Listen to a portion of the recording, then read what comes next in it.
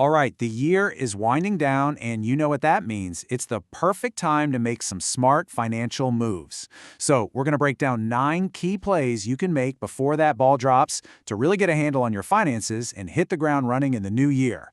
Okay, let's get into it. I want you to think about these last couple of months like it's the fourth quarter of your financial year.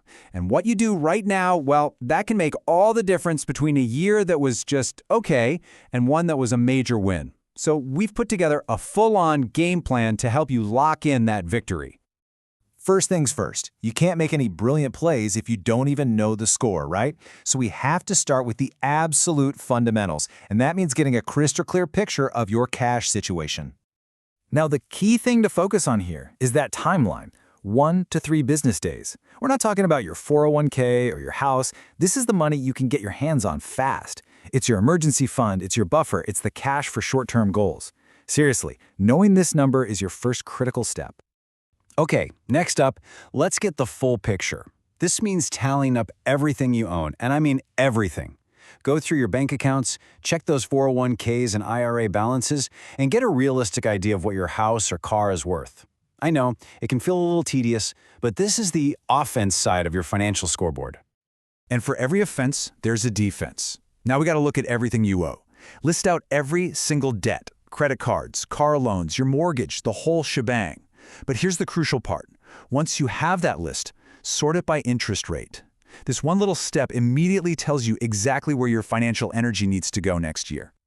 And here it is, the final score. It's such a simple formula, but it's so powerful. Everything you own minus everything you owe, that's your net worth. It's really the ultimate snapshot of your financial health. And here's a pro tip for you. Don't stress yourself out by tracking this every single month. The market goes up and down. Just check in once a quarter or even once a year to see that real long-term progress. Okay, scoreboard's updated. You know where you stand. Now, it's time to go on offense. We're going to cover some really high-impact moves you can make before December 31st to really start building that wealth. Let's talk about the absolute lowest hanging fruit in the entire world of finance, your employer's 401k match. It is, quite literally, a 100% return on your money instantly. You put in $1, they put in $1. And yet, you would not believe this, but about a third of people don't contribute enough to get the full match. Make sure you are not one of them. Do not leave this free money on the table.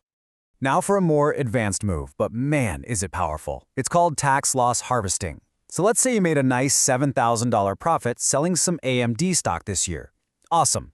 But maybe you're also holding some Alaska Airlines stock that's down $5,000. Well, you can sell that Alaska stock, take the $5,000 loss, and use it to wipe out most of your gain. Now you only owe taxes on $2,000 of profit instead of the full $7,000. It's a super smart way to turn a loser in your portfolio into a tax-saving winner. Now I know what you're thinking. Wait, can't I just sell that losing stock to get the tax break and then just buy it right back the next day? Ah, nice try, but the IRS is about 10 steps ahead of you on that one. That's why the wash sale rule exists. You can't do that. You have to be out of that investment for at least 30 days before you can claim that loss. And while we're talking taxes, don't forget about these other powerhouse accounts. The HSA, the Health Savings Account, is like a financial unicorn. Your contributions are tax-deductible, the money grows tax-free, and you can take it out tax-free for medical stuff. It's amazing. Then you've got the Roth IRA, where all your investments grow and can be withdrawn completely tax-free in retirement. There are even ways for higher earners to get in on this, so definitely look into these before the year's up. Okay, we've made our big offensive plays. We're feeling good. Now it's time to get a little more strategic and fine-tune the playbook. These are the kinds of optimizations that can free up a ton of cash over time. So take a look at this. It's pretty wild, right? For most of us, something like 60 to 70% of all our spending goes to just 3 things: housing, transportation, and food.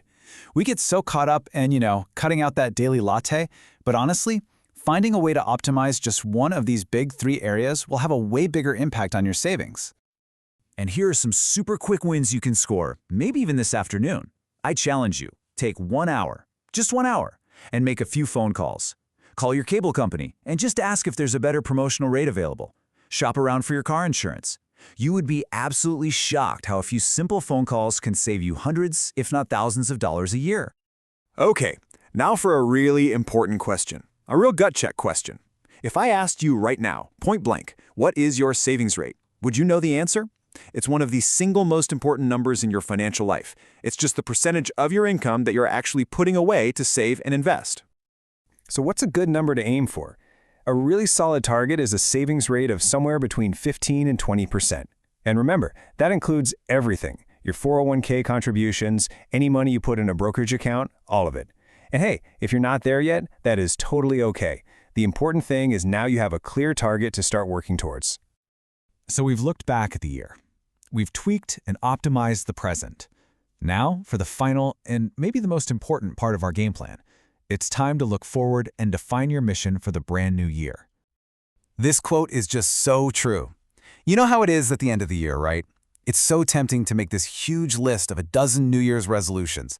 But if you spread yourself too thin, you just end up accomplishing nothing. The real power is in focus. So pick one. Seriously, one big goal, maybe two max. And make it specific. Make it measurable. The difference between a goal like save more money versus fully fund my 6-month emergency savings is night and day. Pay down debt is okay, but pay off that $14,000 car loan for good. Now that is a powerful goal. So that's the final question I want to leave you with today. After looking at everything, your net worth, your savings, your spending, what is the one single most important thing you want to accomplish with your money next year? Decide on it right now. Write it down and let that be your mission. And there you have it, your year-end financial game plan.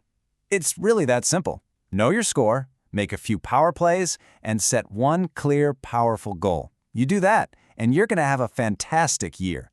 So, what do you think of these moves? We really do want to see your point of view, so go ahead and drop that one big financial goal for next year down in the comments below. Thank you for watching WealthPrint.